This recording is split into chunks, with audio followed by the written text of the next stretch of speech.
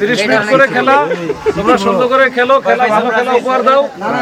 আর আমরা চাই যে এই খেলার মাধ্যমে কি হবে, তোমাদের যেমন হচ্ছে শরীর এবং মন দুটোই ভালো থাকার কথা নাকি।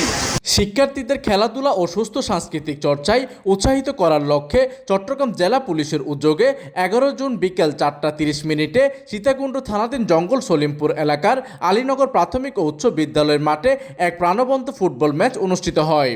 উক্ত ম্যাচের উদ্বোধন করেন চট্টগ্রাম জেলা police super Mohammad Masud Alam BPM. উদ্বোধনী অনুষ্ঠানে জেলা পুলিশের ঊর্ধ্বতন কর্মকর্তাবৃন্দ, সীতাকুণ্ড থানা কর্মকর্তাগণ, বিদ্যালয়ের শিক্ষক শিক্ষার্থী, অভিভাবক এবং স্থানীয় গণ্যমান্য ব্যক্তিবর্গ উপস্থিত ছিলেন। পুলিশ সুপার তার বক্তব্যে বলেন, শিক্ষার্থীদের মেধা ও মনন বিকাশের পাশাপাশি খেলাধুলা তাদের শারীরিক ও মানসিক বিকাশে গুরুত্বপূর্ণ ভূমিকা পালন করে।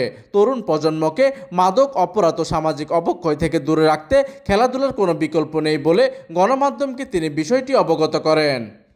এই খেলার মাধ্যমে কি হবে, তোমাদের যেমন হচ্ছে শরীর এবং মন দুটোই ভালো থাকার কথা নাকি।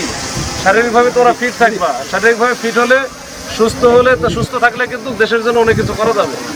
এই আয়োজনের মাধ্যমে শিক্ষার্থীদের মধ্যে পারস্পরিক সৌহার্দ্য, শৃঙ্খলাবোধ ও দলগত চেতনা বিকাশের পাশাপাশি পুলিশ ও জনগণের মধ্যে বিদ্যমান সম্পর্ক আরও সুদৃঢ় হবে বলে উপস্থিত সকলে আশাবাদ ব্যক্ত করেন।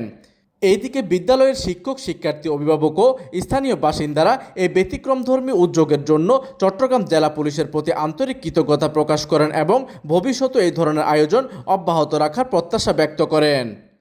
প্রতিনিধির তথ্য ও পাঠানো চিত্রে ডেস্ক নিউজ, দিগন্তের বার্তা 24, চট্টগ্রাম।